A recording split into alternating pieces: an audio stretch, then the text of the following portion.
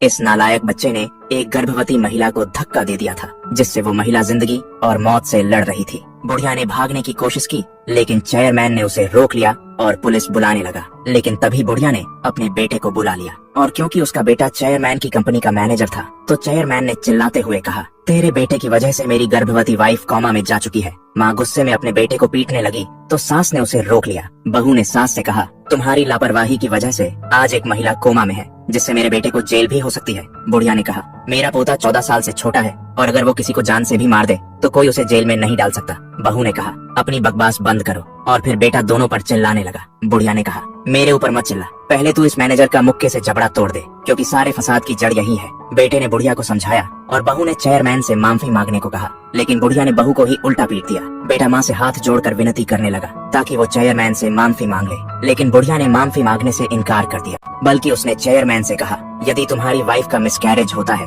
तो तुम मेरे पोते को गोद ले लेना, ताकि वो बड़ा होकर तुम्हारी $1 बिलियन की कंपनी को संभाल सके। जिस पर बेटे ने कहा, माँ बकवास करना बंद करो, लेकिन बुढ़िया ने उसे चुप करा दिया। इतने में डॉक्टर वहाँ आ गई, जिसने चेयरमैन को बताया कि आपकी वाइफ खतरे से बाहर है। इतना सुनते ही बेटे ने चेयरमैन से कहा कि मेरे बेटे और माँ को जेल मत भेजो। चेयरमैन कुछ कहता उससे पहले बुढ़िया ने कहा, जब इसकी वाइफ मरी नहीं है तो हमें क्यों जेल होगी, बल्कि उसे उल्टा हमें हर्जाना देना होगा, क्योंकि उसने मेरे नासमझ पोते को बुली किया है। इतना सुनते ही चेयरमैन ने भड़कते हुए कहा, जब वो नासमझ था तो कुतिया तुझमें तो समझ थी, फिर तूने उसे धक्का देने से क्यों नहीं रोका। जिस पर बुढ़िया ने जहर उगलते हुए कहा, तेरी वाइफ ठीक है और अगर वो मर भी जाती तो कानून मेरा कुछ नहीं बिगाड़ सकता था। इतना घमंड देखते हुए चेयरमैन ने यहाँ से जाने का फैसला किया। अगले